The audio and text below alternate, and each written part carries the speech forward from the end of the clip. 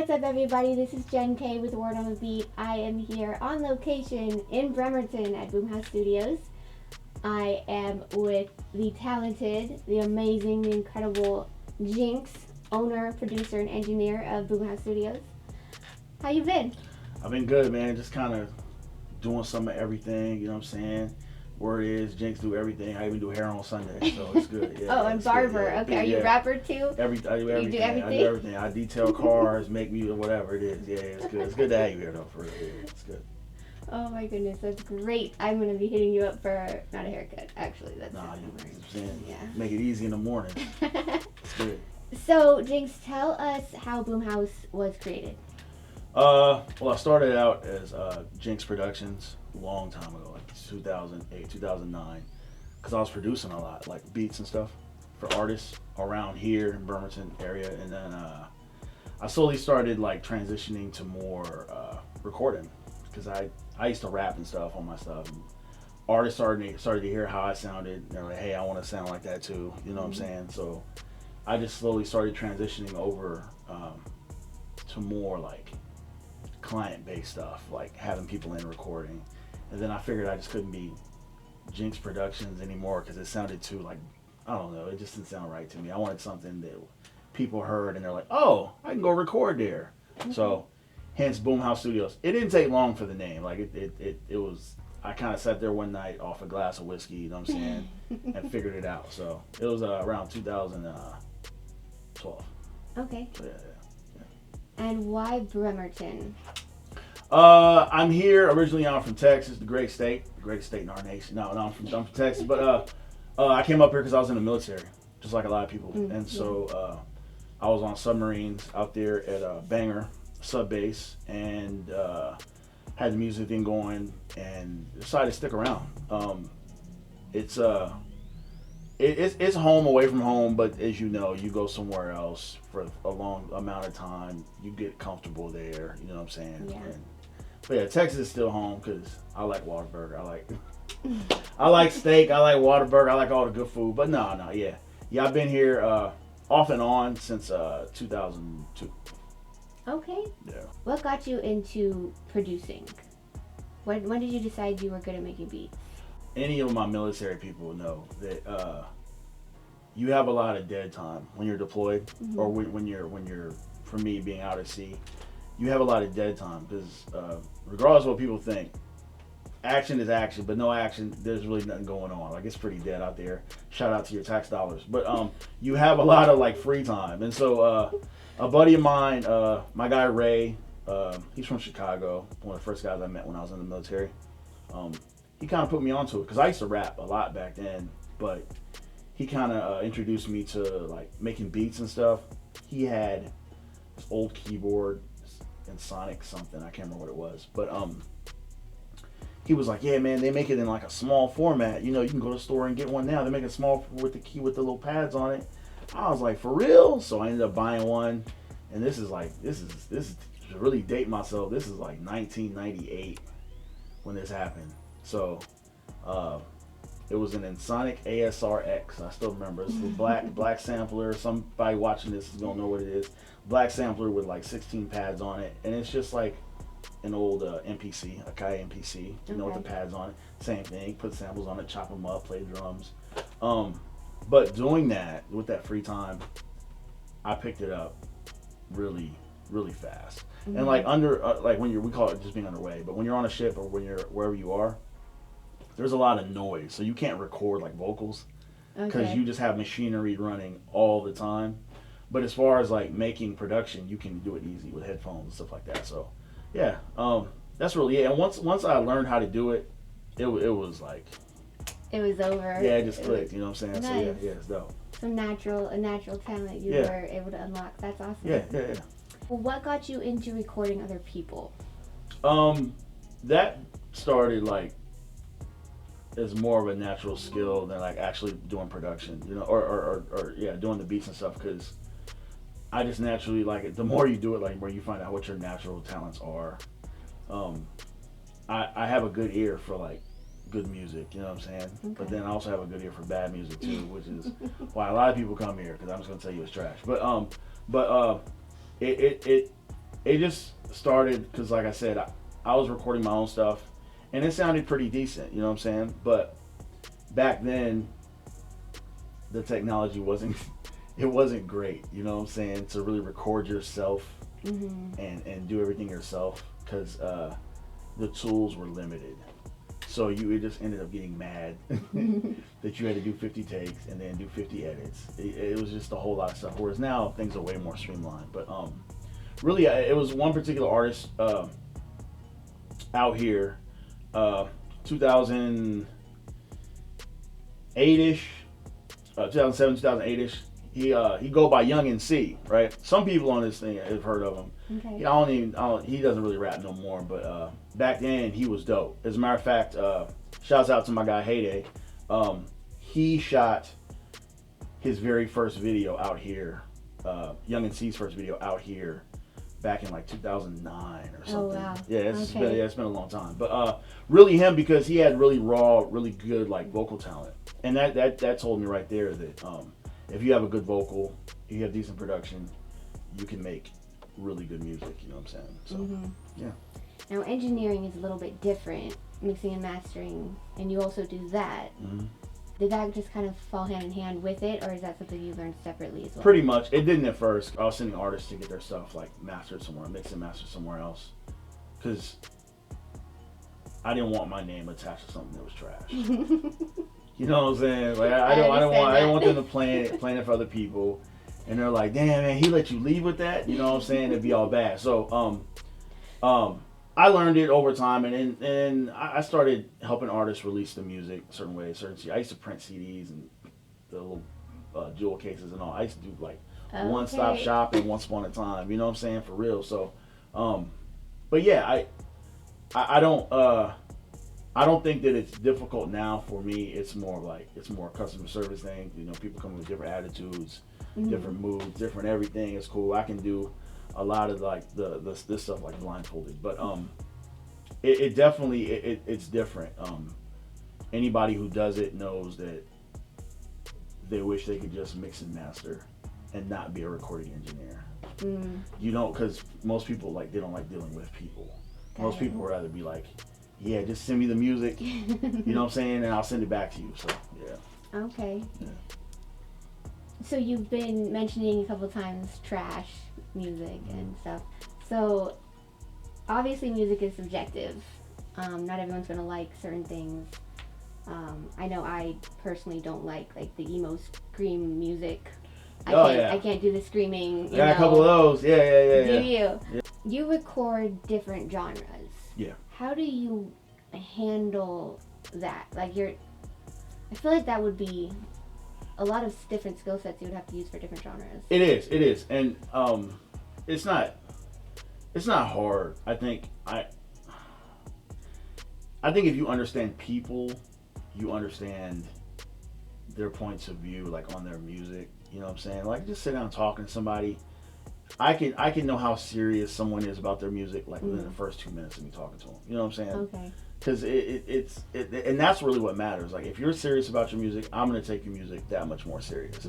I know the difference between someone who's just gonna play this song when he goes home for his mom, and then another guy who's gonna put it on Spotify for the world to hear. You know what I'm saying? Okay. There's a lot of those people, and so the latter, anyways. People they don't want to put their music out. They just want to play it on their own. And I don't treat them any different as far as what they leave with, but I have to treat them differently in their creative processes, because some people, like the guy who's just coming in here to play a song for his boys, a lot of times they don't have the mindset to take harsh feedback. You know what I'm saying? If he's just in here just making a song that he's gonna play and send to his family back home or something, telling him, yeah, you should try to run this back and try to do it a different way, blah blah blah. Once you start doing that so many times within a song, they shut down. Whereas a different artist who really wants to put it on Spotify and try to break through on some stuff, they really take the creative feedback and criticism because they want to make the best music possible.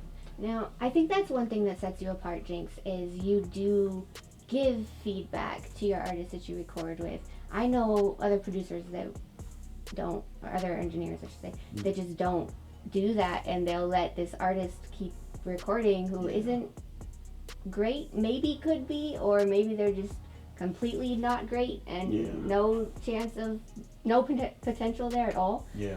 So I believe that's one thing that sets you apart, which is also why I believe you are one of them ones. I appreciate it. I appreciate it. Yeah, it's there are like this is terrible to say. This is terrible.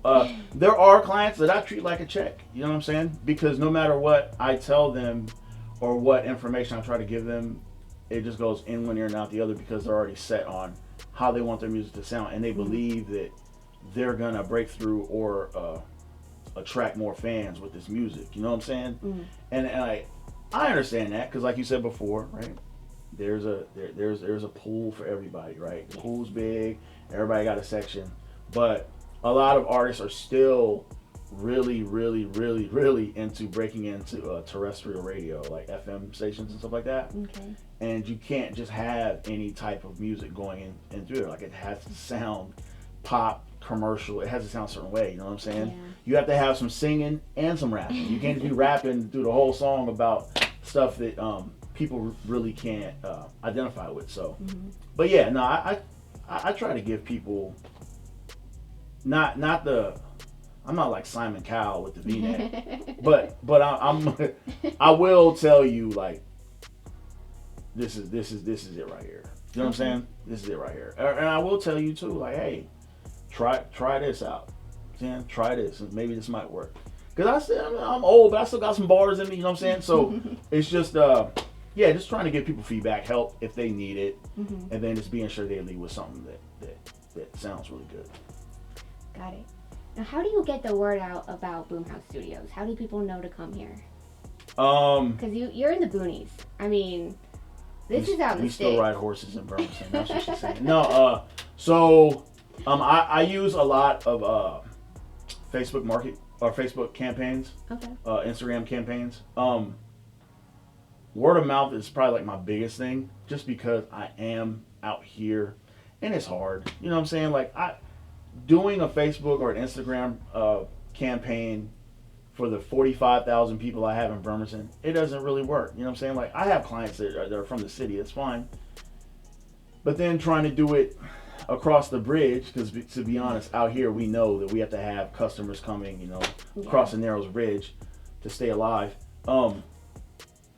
It's hard because some people look at it like, man, I ain't finna drive no hour to go to the studio, but and that's fine too. But I've been in this location for about 7 years now, and I'm doing okay. You know what I'm saying? It's not to where I have people beating down the door, but I do have steady business coming just about every day.